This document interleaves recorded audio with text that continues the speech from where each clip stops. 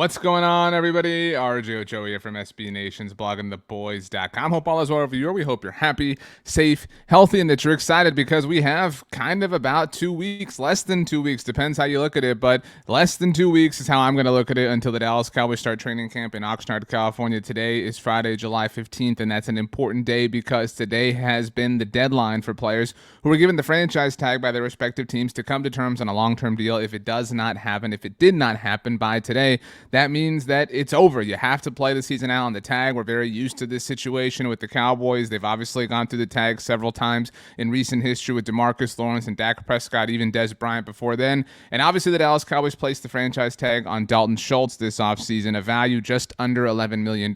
It's been a bit of an interesting story with the way things have unfolded between the Cowboys and Schultz. He did sign that tag and then showed up to voluntary activities. And then amid the contract negotiations that were happening, because those can still happen even though Schultz is now firmly on the tag, he decided that he did not like the way those were going, so he stopped showing up to voluntary activities, showed up to the mandatory activities because, again, he's under contract since he signed the franchise tag. But today was an important day, and in the least shocking news of the offseason for the Dallas Cowboys, there was no new deal reached between them and their tight end, Dalton Schultz, which means he has to play this season out on the franchise tag, which, again, is about $10.9 million, a modest amount, certainly, for a tight end in the NFL, a very large sum of money. And so when you look at this, I know a lot of people, myself included, have things to say about the Cowboys and the way they've handled the offseason with how many deals they've done, how many deals they haven't done. Honestly, I'm fine with them not making this deal. I love Dalton Schultz, but they really had no real reason to act here. Again, Dalton Schultz had some dissatisfaction seemingly with the way negotiations were going, which is why he decided to stop showing up to voluntary activities.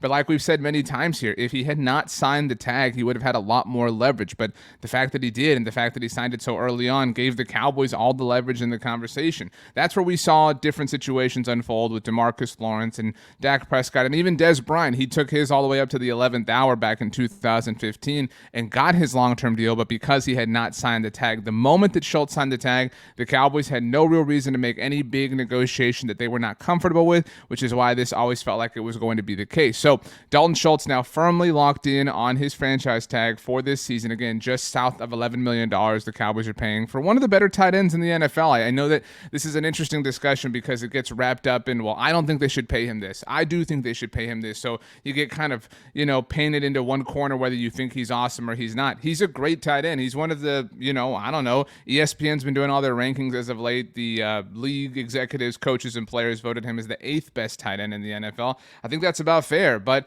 I don't think that you need to break the bank for him right now if you're the Dallas Cowboys, again, especially when they already, have him under contract for the 2022 season. Now, for what it's worth, even if tomorrow, even if next week, Dalton Schultz or the Cowboys just for whatever reason felt like, that offer, what you were saying last week, I really like that. Let's do it. Let's come to terms. Let's lock this thing up right now. Let's take care of it. That cannot happen because we have passed the deadline. There are no negotiations that can happen, at least in a formal sense. Right? They can talk, they can have whatever conversations they want, but they cannot sign a contract until the new league year next year, which means Dalton Schultz will become a free agent for the second year in a row. He is in a contract year with the Dallas Cowboys. He obviously bet on himself in a serious variety last year, and it worked out to the point that he was able to cash in from a financial perspective, getting the franchise tag.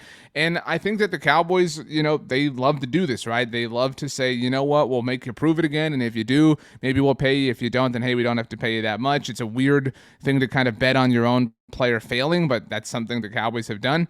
And honestly, I think if we have to put some sort of fault on the Cowboys in this whole process, and we've said this about, Dalton Schultz and Randy Gregory for what it's worth, and Connor Williams for that matter. A year ago is when the Cowboys should have looked at this situation and said, you know what, Dalton Schultz is entering a contract year here in 2021 at the time. Let's give him an offer now, because I think you could have got it done for much less than $11 million a year, which is technically his going rate. And so the David Njoku deal doesn't help, obviously, but yeah, nothing can happen in a formal sense. Dalton Schultz has to play the season out on his franchise tag now that today's deadline has passed. But what does that mean for next year? Obviously, obviously after the Cowboys have won the Super Bowl and the parade is over and we've put everything in its proper place next February and March, what happens then? Because he's going to hit free agency. The Cowboys, of course, could offer him a long-term deal then and get it done, or they could franchise tag him again. Again, we've seen that method play out for them twice in very recent history with both Dak Prescott and DeMarcus Lawrence. Now, in both of those cases, the second tag did lead to a long-term contract for the player. Maybe it would with Dalton Schultz, or maybe the Cowboys would be fine just kind of rolling the dice again in 2023.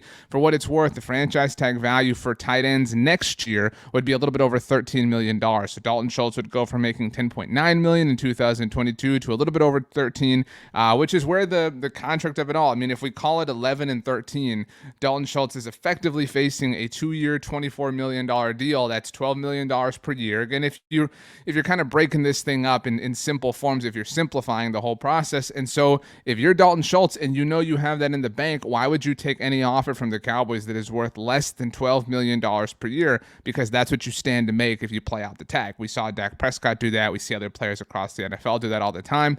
But Dalton Schultz now firmly, officially on the franchise tag. And there are some situations in the NFL where the players who were tagged by their teams, and again, the deadline is obviously passed for everybody, where those players have not signed the tag. And so they're in a little bit more of a dramatic place. The Cowboys already have Dalton Schultz's signature on the franchise tag on that contract, which means he has to show up, which is why he showed up for mandatory activities a few weeks ago. So all that being said, this isn't shocking. I don't think it's good news or bad news. It's just news. This was just always the way it was going to be once Dalton Schultz signed that tag. So it's just kind of par for the course at this particular moment in time. But hey, we'll see what happens. Like I said, training camp starting up in less than 2 weeks. We'll have you covered, of course, all throughout the regular season here on the Blog on the Boys YouTube channel. So make sure you do subscribe. My name is RJ Ochoa. You can follow me on Twitter or Instagram at RJ Ochoa, on TikTok at RJ.Ochoa. If you want, you can email me, RJ.Ochoa at SBNation.com. I hope you have a great day. I hope you have a great weekend. And yeah, thanks for stopping by. We'll see you next time.